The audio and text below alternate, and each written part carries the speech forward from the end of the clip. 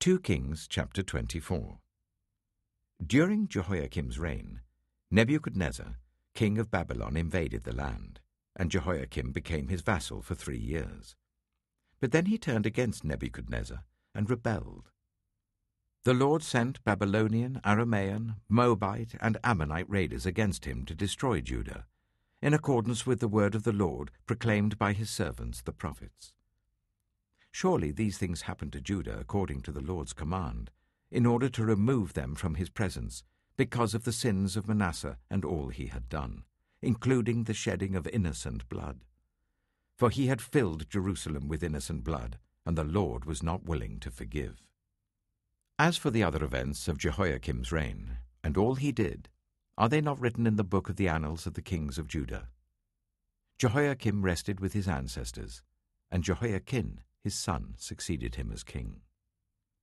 The king of Egypt did not march out from his own country again, because the king of Babylon had taken all his territory, from the Wadi of Egypt to the river Euphrates. Jehoiakim was 18 years old when he became king, and he reigned in Jerusalem for 3 months. His mother's name was Nehushta, daughter of Elnathan. She was from Jerusalem. He did evil in the eyes of the Lord, just as his father had done.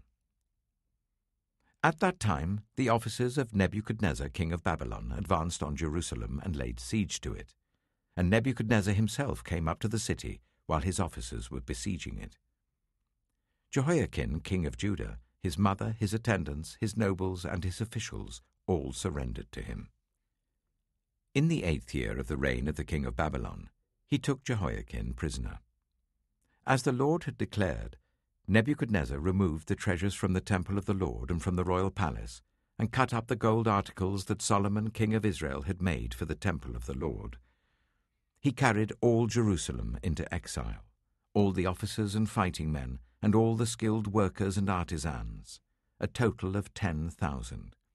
Only the poorest people of the land were left. Nebuchadnezzar took Jehoiakim captive to Babylon. He also took from Jerusalem to Babylon the king's mother, his wives, his officials, and the prominent people of the land.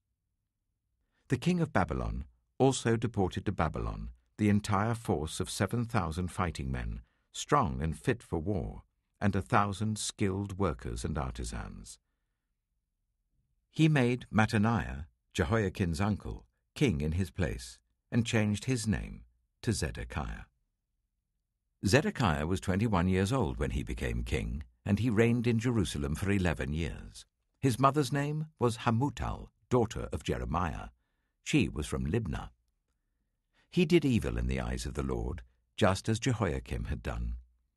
It was because of the Lord's anger that all this happened to Jerusalem and Judah, and in the end he thrust them from his presence. Now Zedekiah rebelled against the king of Babylon.